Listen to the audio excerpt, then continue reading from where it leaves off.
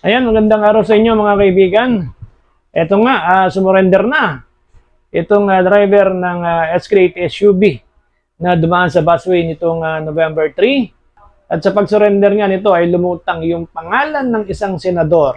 Diretsahin natin kasi lumabas na naman sa ibang news platform, no? Sa ibang balita, si Senator Gatchalian, no? Alamin natin, ano ba yung naging dahilan nitong driver? Bakit ba daw siya dumaan doon sa EDSA busway? Pakinggan natin. Sumasakit kasi yung tiyan ko, sir, eh. Medyo not feeling well ako noon, sir, eh. Kaya gusto kong, sir, sumubok na dumaan doon, sir. Ang dahilan nitong driver, kaya daw siya dumaan doon sa EDSA busway. Nagmamadali siya dahil sumasakit yung kanyang tiyan. Hindi ko alam kung ako'y mabubwisit o matatawa dito sa naging dahilan nitong driver na ito, no? Nakitang halatang halata naman na nagdadahilan lang at nangangatwiran. Sablay naman yung pangangatwiran. Nung panahon na siya hinahalang, nagmamatigas. Ngayong itong nakaharap na sa mga media, gusto lang na maamong tupa, no? Sino ba ang may-ari nitong SUV na ito? Pakinggan natin, sino ba nagme-may-ari nitong SUV na ito? Ako po ay direktor ng Orient Pacific Corporation. Our group came here to apologize. Yung plate number 7 po, right now we are conducting an investigation po. Paano po nangyari yun? Yan. Ayon doon sa direktor, ang may-ari pala niyan, yung kampanya na kanyang pinagtrabuhan, itong Orient Pacific Corporation, no? Ayun na nga, lumabas dito sa mga balita na itong kumpanya na ito ay may koneksyon sa pamilya ni Senator Win Gatchalian.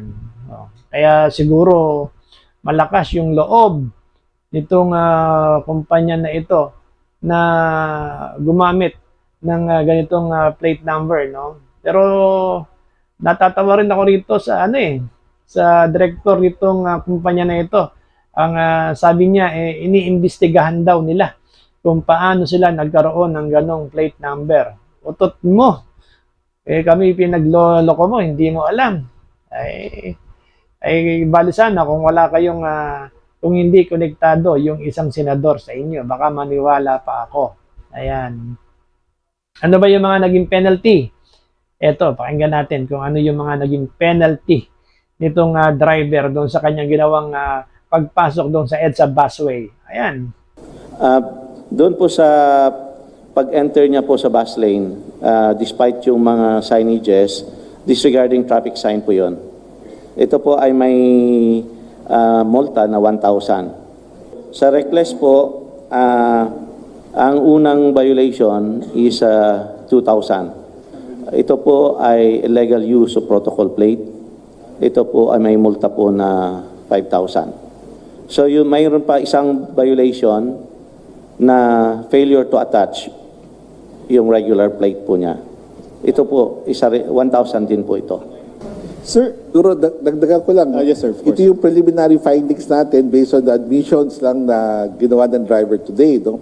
But of course, we will issue a show cause order, further investigation po to. No? And if it's found out that there are other violations pursuant to the explanation that they would give, no? Both for the owner of the vehicle and the driver himself. No? Kasi pinag-usapan pa lang natin yung driver. Merong owner's liability, if ever. No? So, ayoko lang paunahan yung gagawing proseso para dyan. Pero baka madagdagan pa, depende kung sagot nila dun sa ating i-issue na show cause order. Ayan. Medyo marami-rami rin itong naging violation, no? Yung ticket na in-issue rito sa driver, no? Ayan, pero tingin ko parang kulang pa eh. Bagay, sabi naman ni ASEC Vigor Mendoza, depende pa rin yan kung sa kalalabasan ng kanilang investigasyon. Ito, pakinggan natin. No? Not only are you using a non-LTO issued protocol plate, can we say it's a fake protocol plate? Well, alam mo, meron kasi mga temporary plates, may mga ganun. Pero what we can honestly say is that that's not an LTO plate. No? They're not not, issued. they are not trying to fake eh. They are not trying to duplicate the LTO. Yung sa mukha ng plaka, Oh. which we have asked them to surrender, no? Oh. They're not trying to duplicate the LTO plate eh. On its face, alam na namin, hindi amin yan eh. Hindi nyo in-issue, pero pwedeng, ano mong nature ng plate na gagamit nila, sir? Ang tawagan namin, unauthorized plates. Unauthorized parang, naman tayo. parang may ibang sasakyan, nakikita natin, di ba? Minsan, gumagamit sila ng ibang plaka. Dito ako na gulat nung sinabi ni Asek Vigor Mendoza na nilinaw niya na sinabi niya yung plate number na number 7 hindi in-issue ng LTO. Pero nung tinatanong kung ito ba ay peke, hindi niya naman direktang sinabi na ito ay peke. Parang naguluhan ako doon Hindi in-issue ng LTO, pero hindi daw siya peke. Kasi hindi niya sinabing peke Parang sinasabi niya, ito ay na plate number. Pero pag gumamit ka nito, may kaukulang parusa. Ano bang totoo? Pero sa akin kasi, ako paniniwala ko lang, kung hindi in-issue ng LTO at hindi siya original, anong tawag niyo po ron? O di po ba, peke? Tsaka nakakabahala po yan. Dahil pagka gumamit kayo ng ganyang kung sino man ang gumagamit ng ganyang plate number, pwede po yang maabuso. Unang-una natatakot dyan yung mga pangkaraniwang enforcer.